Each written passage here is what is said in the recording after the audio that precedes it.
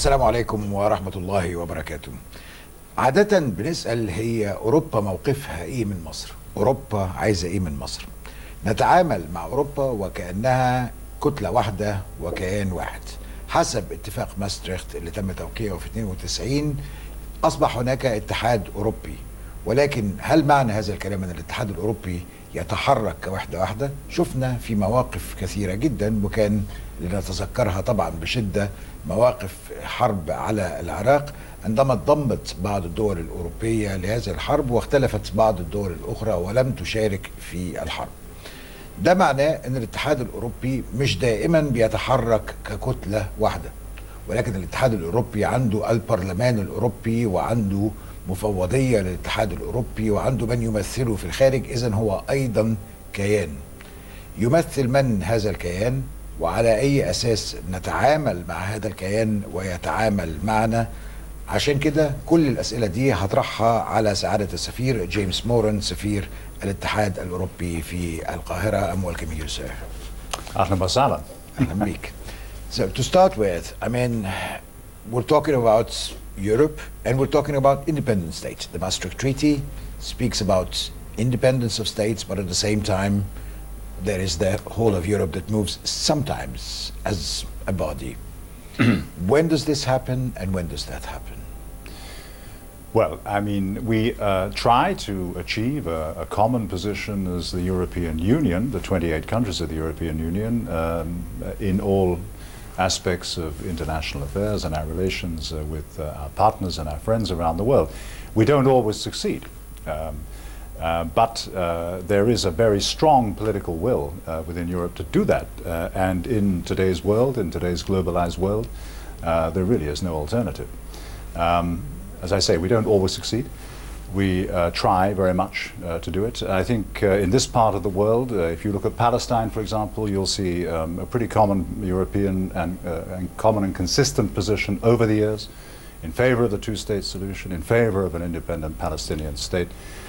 Good example, perhaps, of a long-term common view.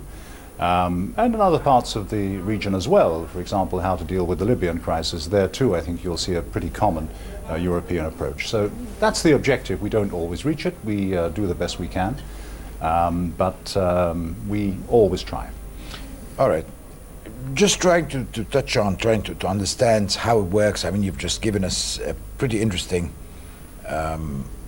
view, but each state independently would like to bring the best to its citizens. Mm-hmm. Who does the EU work for? The best of all the citizens of the 28 nations, even though sometimes the decisions would contradict with one or more nations? We try, of course, to work for the benefit of all European citizens. You know, you can't please all the people all the time. That's true everywhere. Even if you take an individual country, a sovereign state, the same sorts of difficulties occur. But that's the objective. I think over the 50 or more years of the European Union, you have many, many examples of where we've managed to do that. For example, we have a common approach on trade. We work together on trade as the 28. Sometimes we don't all agree, but we have majority voting when it comes to trade, which is the responsibility of the European institutions at the end of the day to conduct trade agreements and negotiations with our partners. We did this here in Egypt over the last 10, 15 years. And by the way, we can talk about this later. We'd like to do more. We do that as Europe. We do it to the benefit of all. There are always some who perhaps do not get what they want, and that's inevitable. Independently, when one European state takes an action that may not be in line with what the rest of the EU believes, how do you react to that? We have had some instances in the past inside Europe of this happening. Internally within the European Union, we have had some experiences of one or two member states over the years who have had governments which have not conformed to the what is known as the European acquis, to the system of laws and values that you sign up to when you join the European Union. We have dealt with those matters along the way, sometimes by using a certain amount of sanction, sometimes, but mainly by persuasion. Because at the end of the day, discussion and dialogue within the European Union usually produces the solution.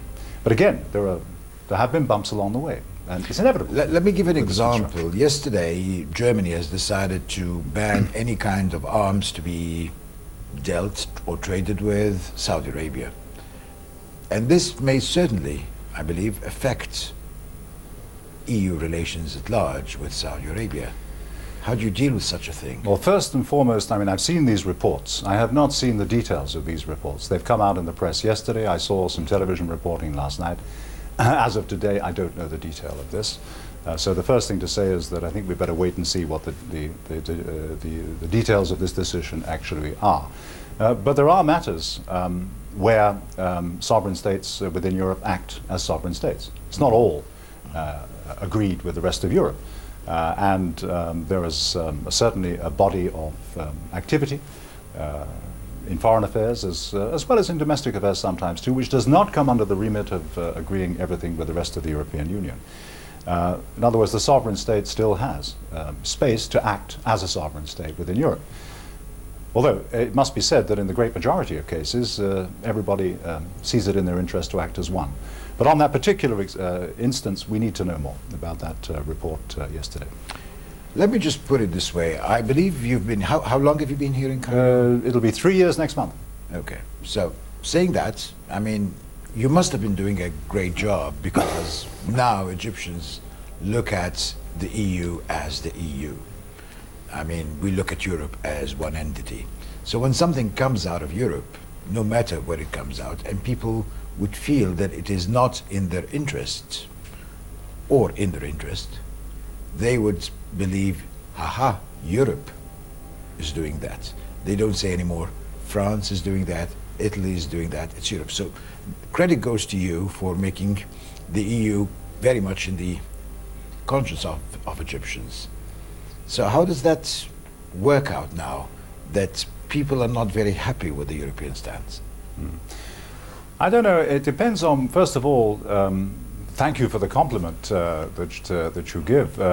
Although I must say that, I do think Egyptians as a whole, because of all of the myriad connections the Egyptian people have with different countries of Europe, and not just at the elite level. I mean, you see this all over the country. It's one of the nice things about being here. There is a familiarity in Egypt, which I don't think you'll find almost anywhere else in the region.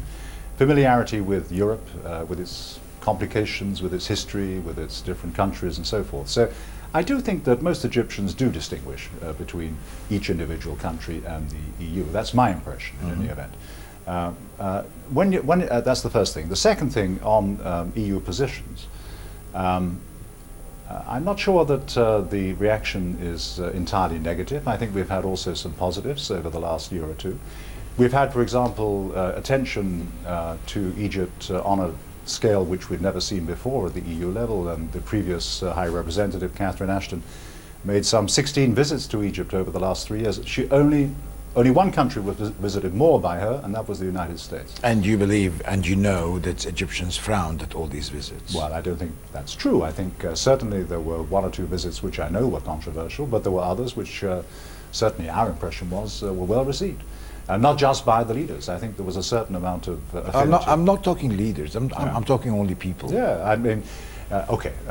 Look, our impression was that on a number of these visits, it was appreciated. And certainly the quality of the dialogue that we had and have with Egypt as a whole, not just at the political level, but also at the street level as well, and throughout the civil society here, has been pretty rich. Not always agreeing, you're right, I mean, that's true. But there is a huge amount of attention given to this country, and I think with good reason, because more than ever, this country has to succeed. This country must succeed, and we want that to happen. I am sure of your sincerity about that particular statement that you've just made. I'm sure you are. But at the same time, I've read your comments in one of the newspapers about how independent the European Parliament is from the EU foreign policies. How is that first? Because that was not very elaborate. EU foreign policy is made up of three components. You have the institutions, the European Commission and the Action Service, and the European Council, which is made up of the member states. You have the member states themselves as a second element, and thirdly you have the European Parliament. The European Parliament is one amongst a number of elements when it comes to these matters of foreign affairs in particular.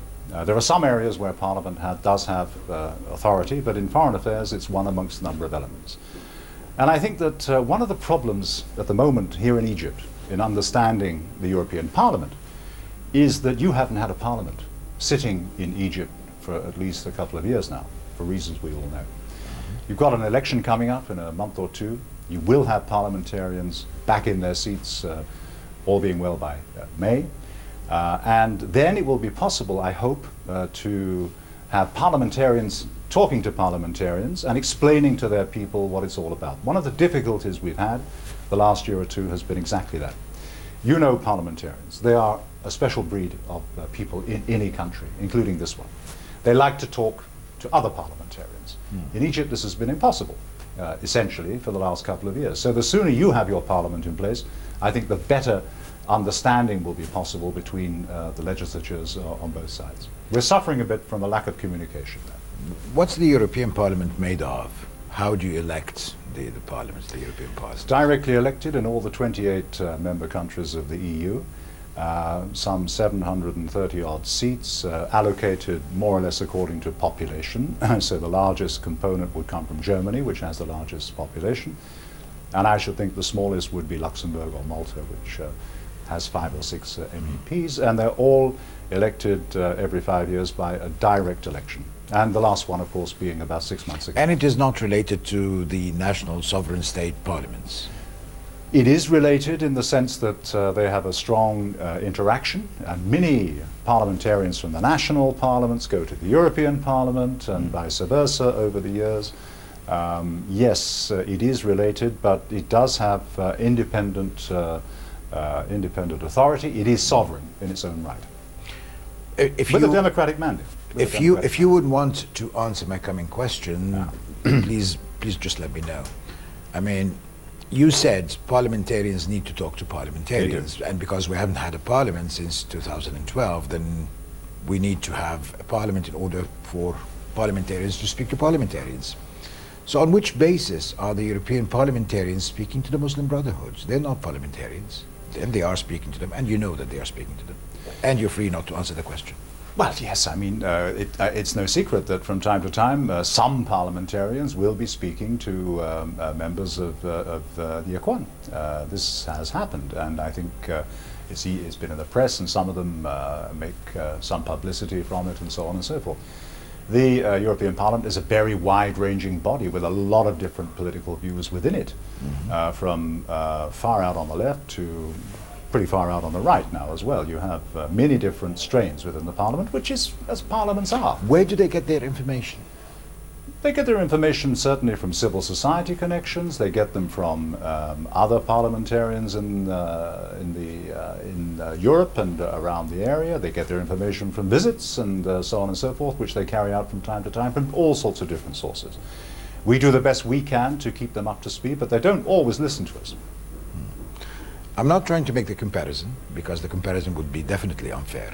But I look at the British Parliament, which was misinformed by the British Foreign Office, which was misinformed by the British ambassador, the former British ambassador in Cairo, James, that the Foreign Office in the UK had to apologize to the Parliament because it misinformed them. Where do you stand in informing the Parliament? We regularly inform the Parliament on events. I myself, whenever I go to Brussels, will pass by and I will give them a perspective on what has been happening here. I do my very best to fill them in on the issues of the day, and of course there are very many of them, whether it be trade, whether it be human rights, whether it be democratic transition, you name it. Parliamentarians are interested in it. There's a huge amount of interest in the Parliament in what goes on in Egypt. Either way, I think probably more than 100 of them out of the 700 are watching the country very, very closely. Some are better informed than others, is all I can say. But there is this missing element. and I want to go back to that again, it is extremely important. When your parliament is in place in a few months' time, it's very, very important that it organizes itself to send delegations over to Brussels and also to encourage them to come here more often so they can talk and sit together and get a better understanding, better information directly from like to like, apple to apple, orange to orange. Okay, now that I know, or as you said, you inform them as much as possible, have you been informing them with whose point of view? Government's point of view, people's point of view, MB's point of view? Well, you try to give them as objective a view as you can, given the complexity of this country. Of course, the government's view is there for all to see, and one takes that into account. But you must also try, doing the job that I do in Egypt, it's incumbent upon me, as best I can, to try to reflect wider views within the country. So we do have a lot of connections with civil society, for example, in the country. So yes, I also listen very carefully to what they have to say, and it's a very broad spectrum. Mm-hmm. There are some parts of civil society which, as you know, is very pro-government, others much less so. It's important to try to tease out all of the different views from civil society and transmit them across to the other side. We do that, we try to do that. Believe you me, I think these last 2 or 3 years, that's been one of the most challenging things about being in Egypt, to get all of these different views across. Mm-hmm. All I can say is, Osama, we do our best to do that. Can I say that the statement that came out of the Parliament on the 15th of January was based on information you gave them, or based on your points of view that you collected from the wide spectrum of the civil society? Frankly, I can't give you a precise answer, because they, in doing that, would have taken information from all sorts of different elements, including the different parties within the European Parliament.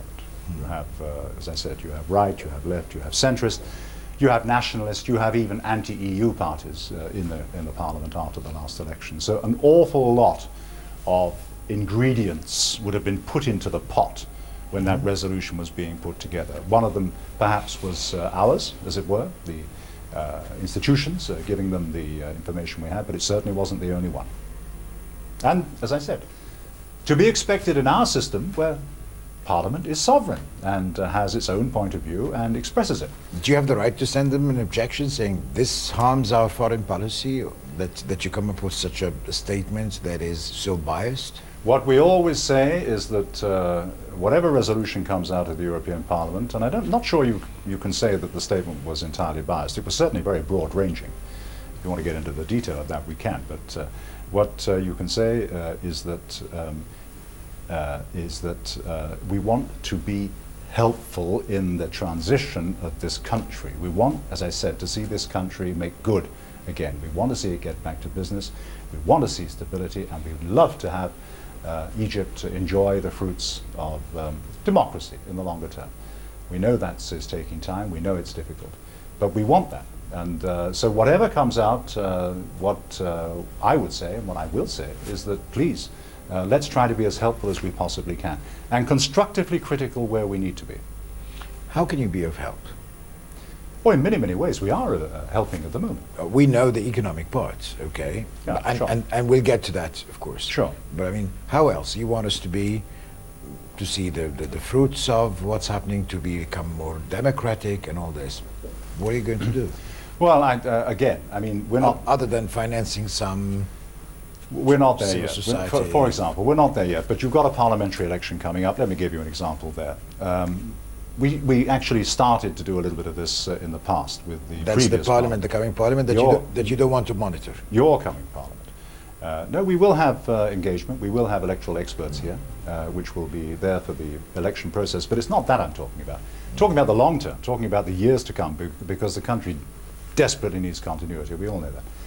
When it comes to the functioning of the parliament here in Egypt, there may well be, and we know this from previous exchanges with serious parliamentarians last time, there may well be a lot of areas where we might be able to bring some best practice directly from European politicians, but also from bureaucracies of parliaments as well, in terms of making, helping to make the parliament here more efficient and more effective in the years to come. And we would offer that, I'm sure, to the new parliament when it's sitting. If they want it, fine. If they don't, they don't.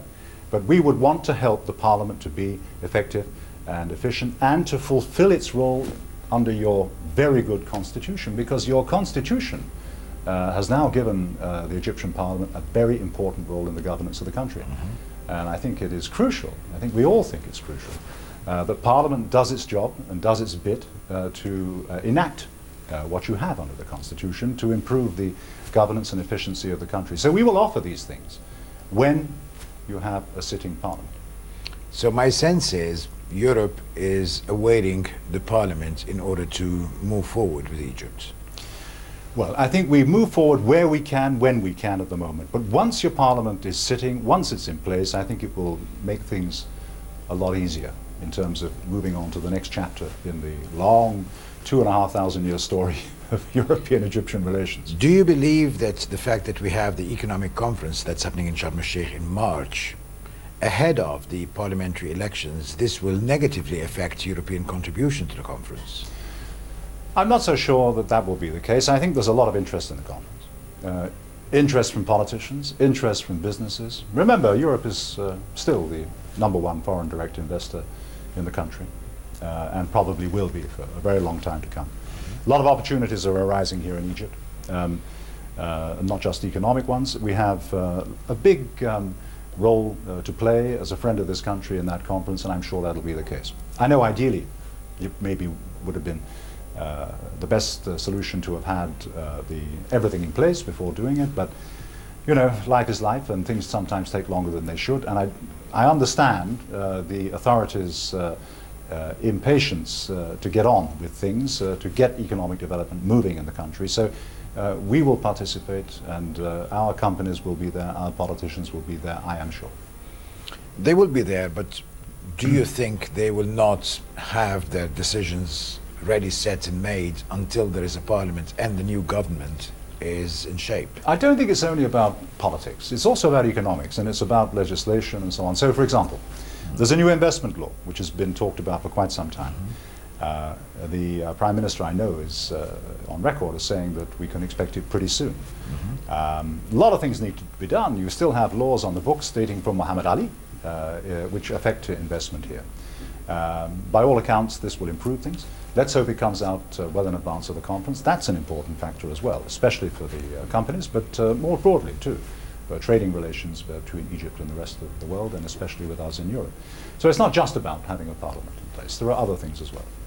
Like legislation, as you said? Like this sort of legislation, which would be, which would encourage investors to come. So number of things there, but we hope that there will be some meat on the table in time for March. So what's your message here to Europe? I mean, what are you sending out, you yourself, to Europe about the conference, telling them what? Do come, wait, hold, skeptical?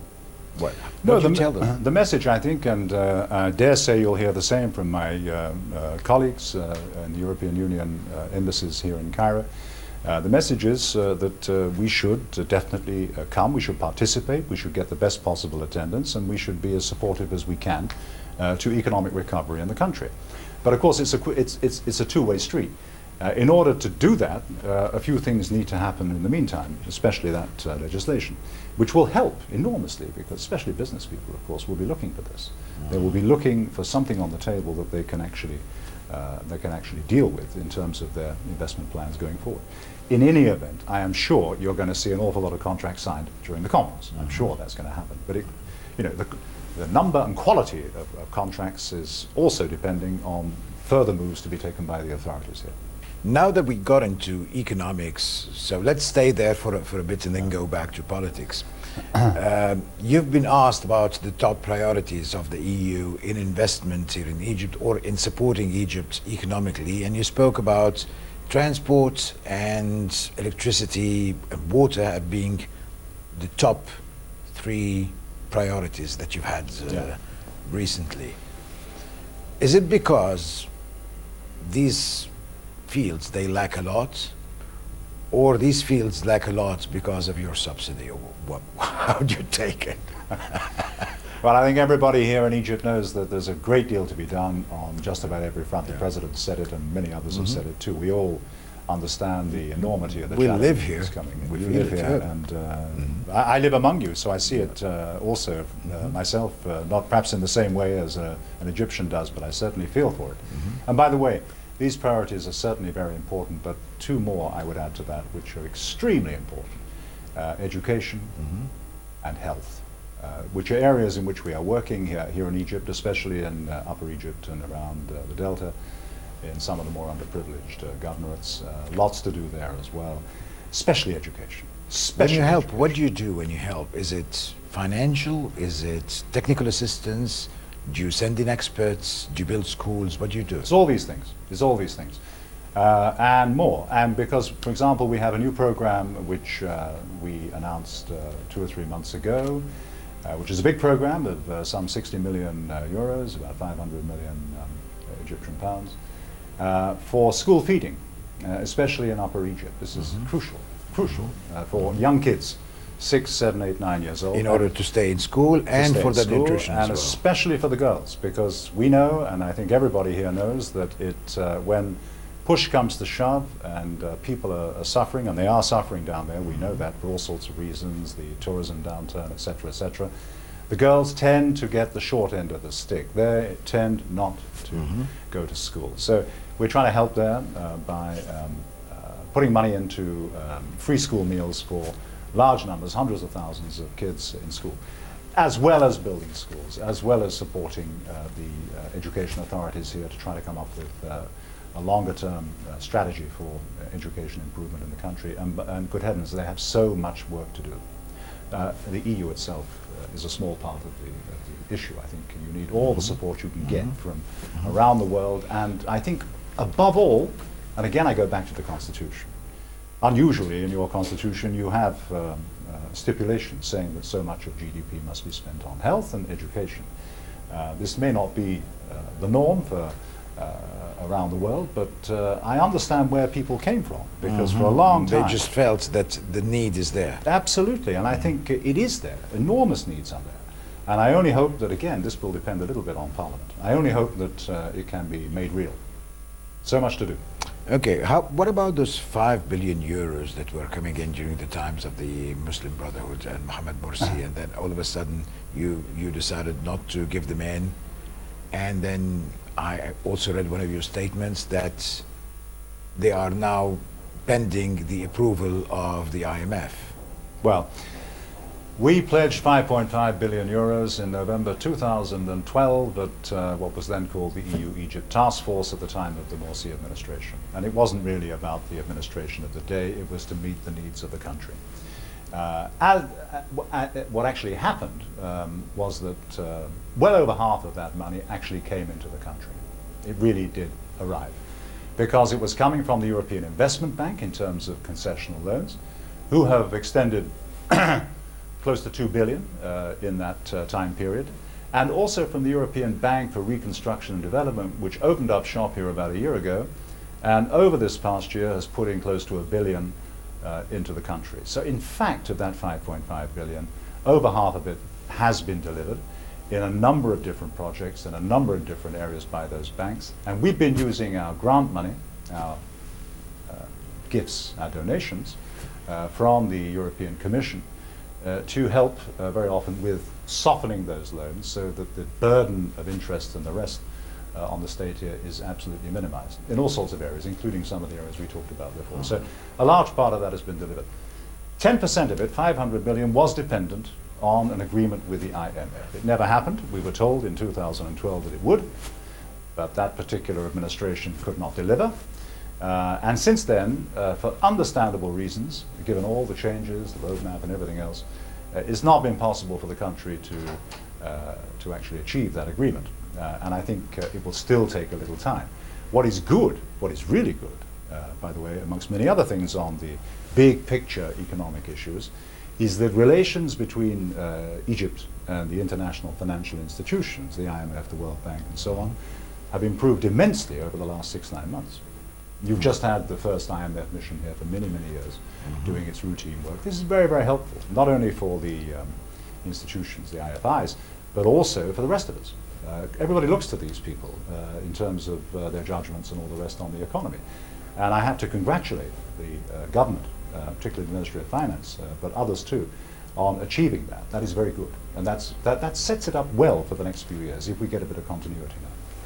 So you want to tell me that whatever came out of the European Bank of Reconstruction and Development and other organizations affiliated to the EU would not have come had it not been for the 5.5 billion euro agreement? I mean, they would have, if you had not announced this 5.5 billion, they would have been standing still doing nothing. No, they would have been continuing with their operations. So there must have been something else that they worked with. It's not those 5.5 billion. Well, no, it is partly because they have raised their game since 2012. They're doing more, and the EBRD was doing nothing. It didn't exist in 2012. It was not open for business. It is open for business now, and it will be fully open for business, I hope, later on this year, after the parliamentary election, with any luck.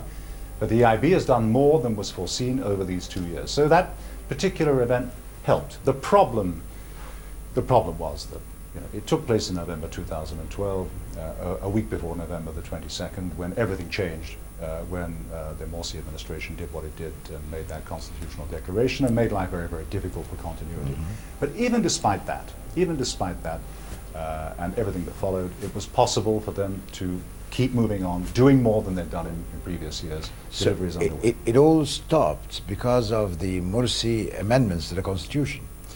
Well, it didn't all stop the because Constitution. Of that. I mean, this is where the problem started. Huh? Well, the problem with the full delivery, I think, of all of that 5.5 billion, part of it was that just shortly after we had that task force, these momentous events took place in the country, leading eventually, of course, to what happened in 2013. I'm trying to figure out, so you saw that the former president, Morsi, had done something wrong that led to all these consequences afterwards. How come you were so worried about him? Mrs. Ashton came to visit him in his... Nobody from Europe came to visit former President Mubarak. You just visited Morsi, you wanted to know where he is and so on, even though you know that he started everything with this constitutional declaration. Well, the constitutional declaration was a major step back for the country. There's no question about that. The visit made to former President Morsi in July 2013 was done on a humanitarian basis, no more than that. And she wanted to just make sure that he was being well taken care of, and she found that he was. The reports came out in the press at the time. It was simple as his that. fridge was full. The report said that fridge was full. Didn't they say that? I believe it did. Yes. Okay. All right. So, okay, let's go back to politics. I just can't help it. Okay. All right. Now let's take a look at what's happening now. Every sentence or every question I asked you, the words, the coming parliament was there in a way or another, right? Yeah. So parliament to the EU is a very important milestone in the future of relations between Europe and Egypt. How come you're not trying to exert more efforts in order to send a proper monitoring body here? Are you sending a message to the world that the coming elections are being rigged and you don't want to be part of it? No. Or they are insignificant? Or you don't have the time? Or you don't have the resources? What is the message? The difficulty with this is, no, we don't think for a moment these elections will be rigged. We know they won't be rigged. This country has had more experience of elections probably than any other over the last 4 years. Of course, we've had elections of you've all had every sorts. 6 months you've had voting. We've been there with a full observer mission for the presidential election. We were there with experts for the constitutional referendum. And I think we've come to a pretty good understanding of how things work in this country when it comes to elections. Or is it also because of problems that happened with the presidential elections? Let me get to this that. last time. Let me get to that. There's no concern about rigging of elections. We do not have that concern.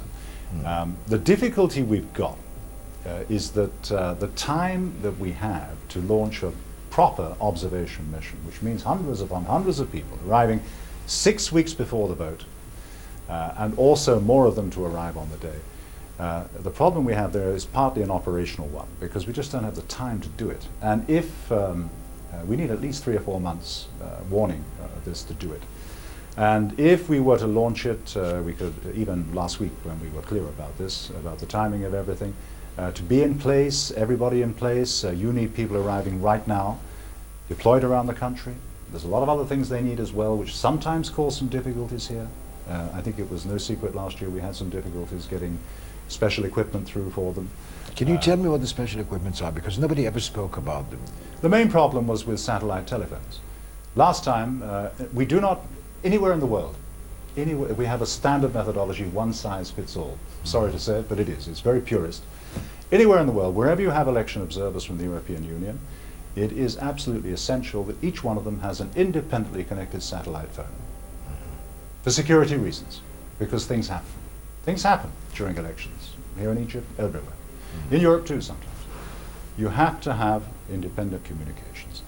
This is difficult.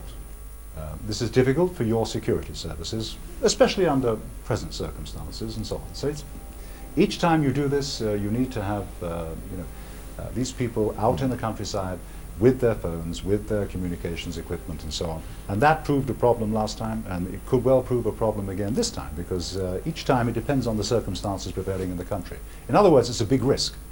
If you send an observation mission that can't do its job, you could do more damage than good in terms of supporting the process. So the compromise is we will send out experts, they'll work with the parties, they'll work with the Electoral Commission, they'll talk to the government people, they'll talk to civil society. I hope we can do a little bit on the media as well, just to follow the process to be as helpful as we can. And that's a major element. And then, you know, the observer mission for the presidential election did say that the environment, there was no problem with the vote, but the environment for the vote was problematic. And there too, a number of people have What made does the that argument mean? Well, the general environment, the openness for political parties to do what they normally would do in a parliamentary election. The coverage in the media. The coverage in the media was monitored very closely last time. And there were some difficulties there as well in terms of making sure that all the parties had access and so forth. I'm afraid maybe we're applying European standards, which we shouldn't do. But it's all part of the methodology of these observation missions that these things are monitored. And this is also problematic. But frankly speaking, the main difficulty is that we do not want to launch something that we can't do properly. Then you end up doing more harm than good to the country and to yourselves.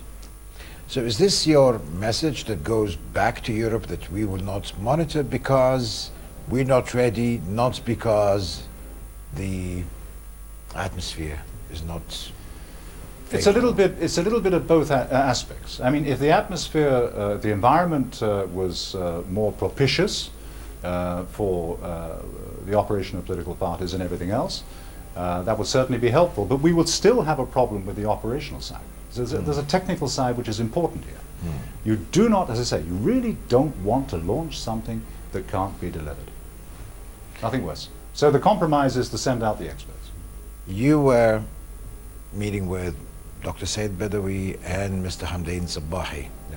And this is, of course, this must be related to the elections, very much right? so.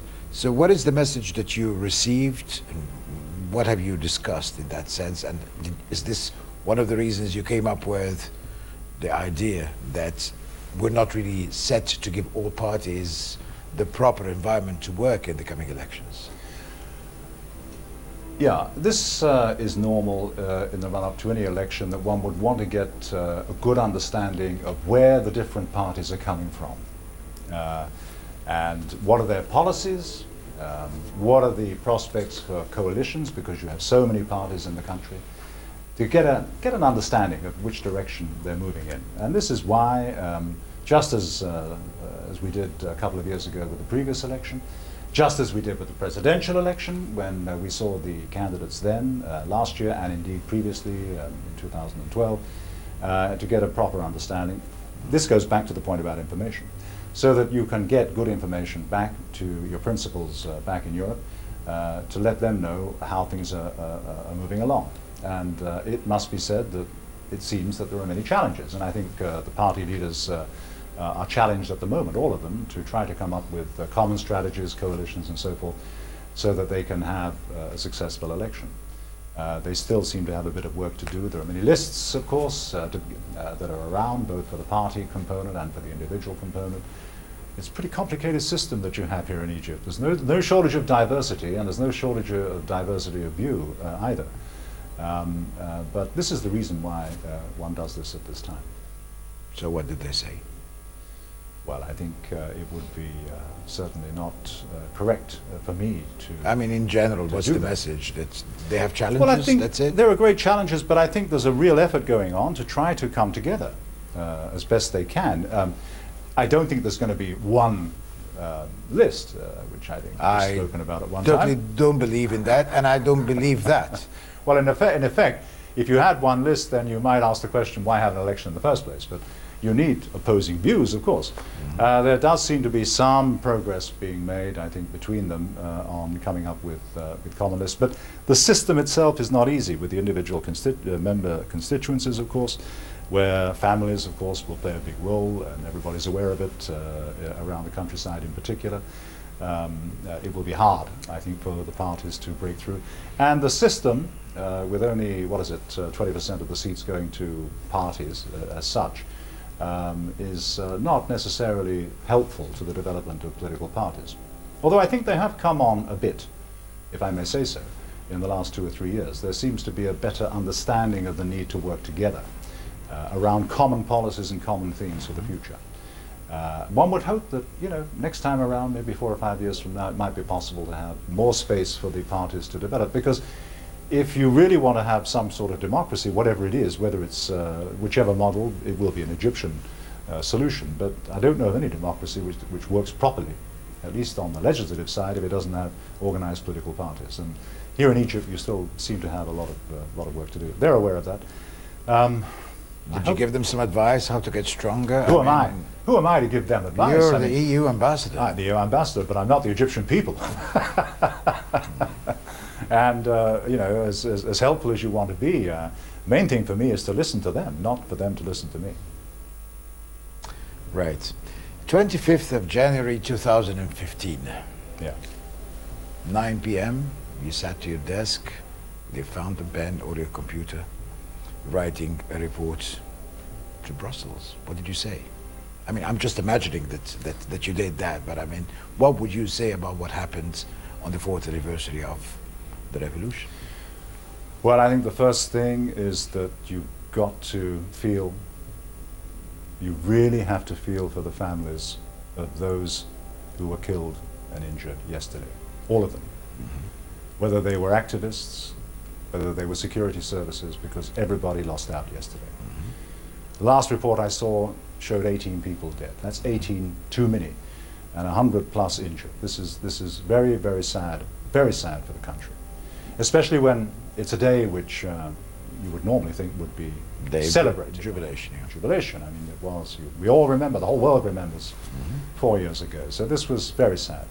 Some people have said, well, it's not as bad as last year, when you also had some troubles on Revolution Day. I know that. But that's the first thing to say. The second thing, I think, is that you hope very much that the country will be able to move on very quickly from this, because you have a lot of challenges ahead of you. So, for example, I know that investigations are underway in 1 or 2 cases. We read about it this morning. The tragic death of Salah Sabaka, the lady, very popular lady. Didn't know her myself, but I know people who know her. Who was tragically killed the other day.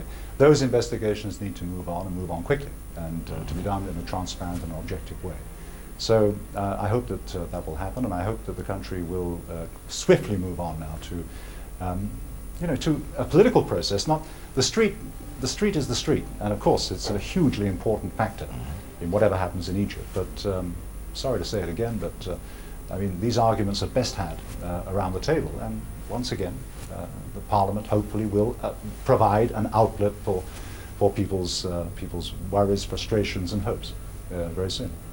Violence on the streets compared to violence in Europe, terrorism in Europe, terrorism on the streets of Cairo and Egypt at large. Yeah. Correlation. You would not write that in that report with your fountain pen, 9 p.m., 25th of January 2015. You wouldn't say, I see something on the streets of Cairo similar to what I see on the streets of Belgium, France, or Germany. Terrorism is terrorism wherever it occurs. Have you seen terrorism on the 25th of January on the streets, or it was just activists? I don't know. Have you seen bombs? Well, there have certainly been some bombs and explosions. I saw that certainly last night on the television reports, and I've heard about it this morning. And this is done by activists? I don't know. And the user of a bomb is A, activist, B, terrorist, C, none of the above. Yeah. Let me be clear, though. Let me be absolutely clear. If it's terrorism, and it may well have been, if it's terrorism, we must all fight it. We must all be against it. We've been very clear about that. The parliamentary resolution was clear about that. Very clear about that. And we need to cooperate and do more together to fight it. We had a couple of important visits in the last couple of months in that regard. And here you work both with the individual countries of the European Union and you work with the EU as a whole. We're looking now at ways where we can do more to stop this scourge, and however we can help here in the country and internationally, because we have common interests to fight terror outside of the borders of Egypt as well. We both have a problem with foreign fighters, for example, young men, young misled men in Europe going off to Syria, to Iraq. You've got a few Egyptians doing it as well. You have some others from the region. We have a lot of common issues there, a lot of common challenges we need to work on. But there's no doubt about it. Terrorism, no, no, no, never. And we must fight it. I'm just trying to find out if we have the same definition for terrorism or not. A person carrying a bomb is a terrorist or no? Certainly somebody who has a bomb and has the intention of blowing up innocent civilians. Why would anybody be carrying a bomb unless he's using it in order to kill somebody? Well, I mean, this is the point. I mean, if it happens like that, if the bomb goes off, how else can it happen? I mean, having a bomb to celebrate a person's birthday? No, come on. I mean, don't split hairs. If the guy or somebody has a bomb and is certainly going to use it and is going to blow up people, even if he's not going to use it, for heaven's sake, sure, this has to be stopped. Clear. I mean, you must have seen also on television civilians carrying guns. Well, I don't know. I mean, different reports. Certainly some of them were. And some of them were apparently helping also the security services. There's a couple of pictures in the papers this morning showing civilians with guns who were apparently drawn in to help out in some way, shape or form to control things. So, complicated. But look, I mean, the country has to move on from this. Has to get away from this. There's no doubt about it. This is very, very negative, very detrimental. At a time when you do now have a chance of some continuity and getting back to business as usual. Maybe not as usual, but better business in future. One of my favorite sayings, at the end, we will not remember the words of our enemies, but we'll remember the silence of our friends. I believe that there is some kind of a silence by Europe in issues when Europe needs to speak out because of the very, very strong relation that binds us together culturally, economically, in every sense. Everybody is proud to speak English or French or German. I mean, we are part of the same culture, Europe and Egypt in particular. Not Egypt, not the Middle Eastern Europe, but it's Egypt. So that kind of silence and that kind of not wanting to side clearly with the will of the people, the majority of the people, is honestly bearing question marks that cannot be removed. You know, it's important here, talking about the events over the weekend, to make the distinction between peaceful protest, I mean genuinely peaceful protest, and other types of activity. And there's a problem here, and there's a problem for all of us here in terms of squaring this circle. But when you talk about speaking out, we have spoken out on a number of occasions. We spoke out when the 30-odd young guys were killed up in northern Sinai a couple of months ago. You remember that dreadful incident where ABM let off an IED and a horrible loss of life. We spoke out again a month or two before that when you had the incident outside the Ministry of Foreign Affairs. And we do it regularly. When this happens, we do speak up, we condemn it, and we condemn it in an unqualified manner, because that sort of thing is absolutely intolerable. Let's be clear about that. We need to fight against it. But On the other side, you have some difficulties, clearly, with grey areas. And we have it in Europe as well. Some of the grayer areas where it isn't necessarily obviously terrorism, where it may be something else. And it's not easy for anyone, neither politicians nor security services, nor for ordinary people sometimes, to get that clear in their minds. Who's peaceful, who's not? Who's peaceful should be allowed to do legitimate things. I mean, peaceful protest should be allowed in any civilized country, it seems to us. Who is not peaceful, that's another story. I'll use the words of John Stewart. Je suis confused. Not je suis Charlie Hebdo. I'm confused. I'm confused because I know that there is black and white, and I know there are gray areas, and we know that there are gray areas, but we come to the black or white and we pretend that they are gray, and that really confuses me, personally. Well, I don't think any kind of activity carried out in a monochrome way will get you anywhere. Life isn't like that. There's just too many things in between, and they need to be properly looked at, and they need to be considered as such. When you get polarization in any country, you know, you get problems. I'm not saying that this country is polarized in the way it was a year or two ago. I think there have been some advances made in that regard. Things are better now than they were a year ago. There's no doubt about that. Things are moving on. But you have suffered from a very high degree of polarization, in my view, for far too long, particularly in a country like Egypt, which is the oldest country in the world, which is the oldest unitary polity in the world. You invented so many things. You invented armies and bureaucracies and heaven knows what else. Everything that the world is suffering from today. Yes, well, there you are. You can see I'm a bureaucrat. Maybe in the days of the pharaohs they might have given me a job. No, but seriously, the situation here should, and I'm pretty sure will get better. But you've suffered this for far too long. This business of polarization, it's not good. I'm not saying necessarily you should start off on some reconciliation campaign. This probably isn't the time. And I'm not talking necessarily only about the Ikhwan. There are many other elements in civil society as well who need to be brought around the table. But, you know, sooner or later, as Egyptians, you know, you have a much better chance of achieving that than almost anybody else, in fact, in this region, or indeed in some other parts of the world. So I hope it will happen soon. Okay, so I'll take that hopeful high note to conclude, and I thank you very much for your time and for your clear answers to my questions. Thank you very much. Thank you, Osama, and a real pleasure to be with you. Thank you. بشكر السيد جيمس موران سفير الاتحاد الأوروبي بمصر.